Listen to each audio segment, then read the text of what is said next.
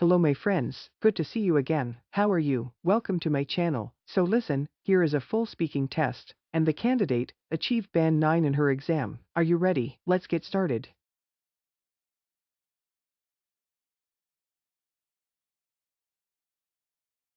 Hello, my name is Christopher. What's your full name, please? My full name is Petula Paris. Can I check your ID and passport, please? Yeah, sure. That's fine, thank you. Now, in the first part, I'd like to ask you some general questions about yourself. Let's talk about where you are from. Okay. Where's your hometown? My hometown is in the southwest of England. The southwest of England is all countryside, so I live in the countryside on a farm. It's not actually a village; it's just a farm by itself in a valley. So we don't have any neighbours. It's just all of our fields. And then not far from our farm is the coast. Okay, and which places should tourists visit? Well, there's lots of places that tourists can visit, actually. We even have lots of tourists staying in our farmhouse, and they can walk around the countryside. There's lots of different country walks or hiking because there's lots of forests. And then you can go to the coast, to the seaside. There's a small seaside town there, there's lots of different kind of souvenir shops and restaurants and cafes, some swimming pools, or you can swim in the sea if it's not too cold. There's lots of coastal walks, or there's lots of coastal paths that you could cycle along. So it's those kind of things, just walking, cycling, being kind of outdoor activities. And is there anything you don't like about your hometown? I think probably the biggest problem is that it's a bit boring sometimes. Like I said, there's no neighbours, and even the seaside village we live near is really quite small. So apart from the summer, there's not really anyone there. In the winter, it's really quiet. So there's not much to do when you're young. Okay, let's move on to the weather. What is the weather like where you live? Well, the summer's quite nice. It's usually quite sunny and hot in the summer. The winter's cold. It rains a lot. Sometimes it snows. But when it snows, the snow doesn't really settle very much. It's never very deep. And then the autumn and the winter. The autumn's quite cold as well, actually. You can't really differentiate the autumn from the winter. And then the spring, that's quite cold as well. Yeah. Okay, so do you prefer summer or winter? I definitely prefer summer because there's not very much sun in the winter, and I think when there's no sun, it's really depressing. When there's sun, you can do loads of things. You can go to the beach, you can go outside, you can do sport, you can just do anything without worrying about being cold. So I like the summer, definitely. And what do you like to do when it's raining? Well, it does rain quite a lot of the time in England. So I usually go to an indoor swimming pool, or go to the cinema, or just stay at home and read, watch TV. I mean, if you have an umbrella, you can still go outside and go walking anyway. Okay, now I'd like to ask you some questions about shopping. Okay. Who do you like to go shopping with? Well, really, I only like going by myself. I really hate going with other people because it takes ages to walk around with them, because sometimes they want to go to different shops than you do. And if they want to try on clothes, you have to wait for them. Or if you want to try on clothes, they have to wait for you. And I don't really like having to listen to what they think about the clothes I'm trying. So I just like going by myself. And do you prefer shopping malls or markets? I definitely prefer shopping malls because if you go to traditional markets, then often you can't try the clothes on. Although it's cheaper, the quality isn't always very good. So if you can't try it on, you don't know if it fits. And then when you've gone home and you try it on, it doesn't fit. You can't usually take it back to markets. But in shopping malls, if there's a problem, you can take it back. You just need a receipt. They have changing rooms so you can try it on. So I think that's much better. Okay, sorry. Let's move on to part 2. I will give you a topic, and I'd like you to talk about it for 1 to 2 minutes. Before you talk, you will have 1 minute to think about what you are going to say. You may make some notes if you wish. Do you understand? Yes. Okay, so here's your paper and a pen, and here's your topic. I'd like you to describe someone famous that you admire.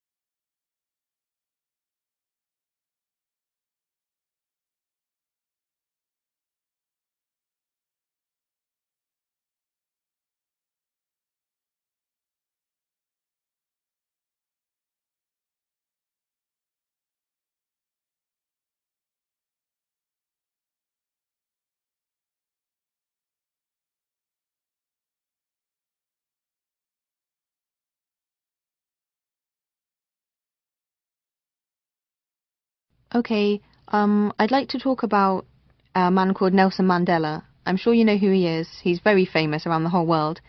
Because he used to be the president of South Africa. Now, I admire him not because he was the president, but because he fought throughout his whole life. I mean, he's already an old man, possibly 80, I think, and he fought throughout his whole life for something he believed in. He really stuck to his guns. He followed what he believed in, stuck to his principles, which were what he fought for was racial equality in South Africa during apartheid. He wanted equality between black and white people. And, I mean, his life was very difficult. He was imprisoned for 40 years. Even before he was imprisoned, he was always wanted by the South African government.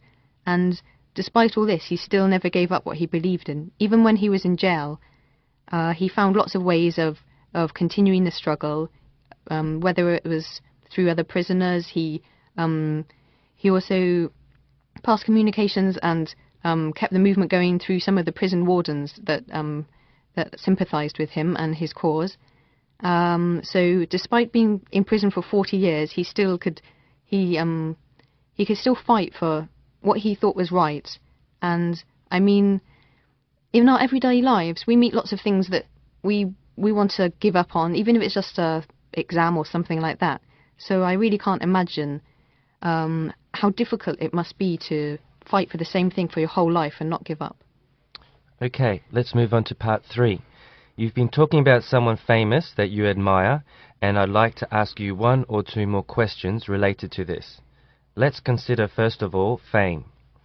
Could you please evaluate the pros and cons of being famous? I think there's probably more disadvantages to being famous than advantages. The obvious advantages are money. I mean, when you're famous, everybody wants you to do things beyond adverts, do speeches, just loads of things. So you earn lots of money, and if you have lots of money, you can just do anything you want, and you get loads of opportunities. You get to meet lots of people that you wouldn't have met, do lots of things that you wouldn't have been able to do. You get special treatment. You can go to parties like the Oscars and things like that. But because most famous people are really in the public eye all of the time, there's a huge pressure on your personal life. People want to know about your family and your relationships and everything you do. So there's really an invasion of your privacy by the media. I think that's a really big disadvantage. You can't just live normally anymore. You really have to adapt to being a public figure. I think that's a big disadvantage. Okay, and can you please explain what responsibilities celebrities have to our society? Well, I think because it's society that makes the celebrity famous, I don't really think the celebrities have any responsibilities to society. I think because society is responsible for making the celebrity famous, then if they think the celebrity is doing anything wrong, then it's up to society to not support them anymore or show that they disapprove of what they're doing. So I really think I think society has more responsibility than the celebrity. Okay, and let's talk about success. Could you discuss which element is more important for success, luck or hard work? Mm, well, we say in English, what's the saying? If at first you don't succeed, try again. And I think that displays that really hard work is a big element of being successful. But then you also need to speculate to accumulate. And if you speculate, you're taking risks. And if you take risks, I think you really need luck to be on your side. So you definitely need a certain element of good luck. You need to be in the right place at the right time and meet the right people. And if you have a business, then you need the economy to be favourable or the market to be favourable. So I think probably more more hard work, but a little bit of luck is definitely needed to get started. Okay, and could you define how success can be measured? I think it's probably usually measured in money. Often when we say the most successful people, we mean the people with most money. But then it can also be measured in status, like your social position. Like we think presidents are successful, important politicians are successful. I suppose you could also measure it. You could measure it in how happy the people are, but I don't think people really use that kind of measurement. I think definitely money would be the main way to measure success. Okay, and could you describe how success can change a person?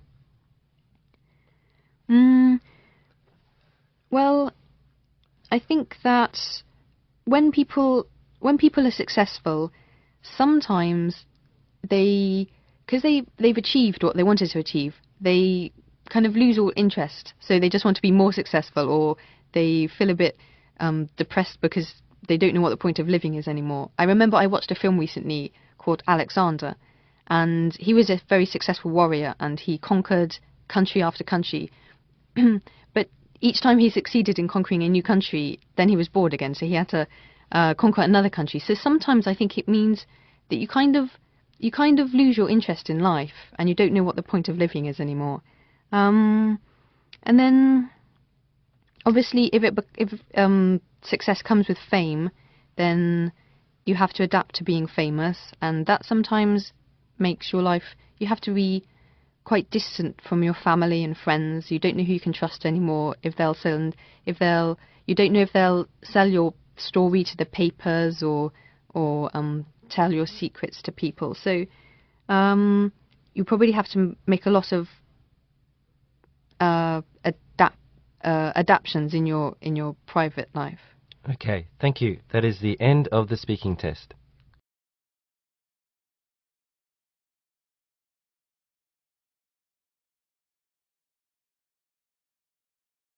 Congratulations, you have finished your today's lesson. Hope you have enjoyed the video. Please like, share, and comment on our videos. We really appreciate it. Thank you and welcome to the next session.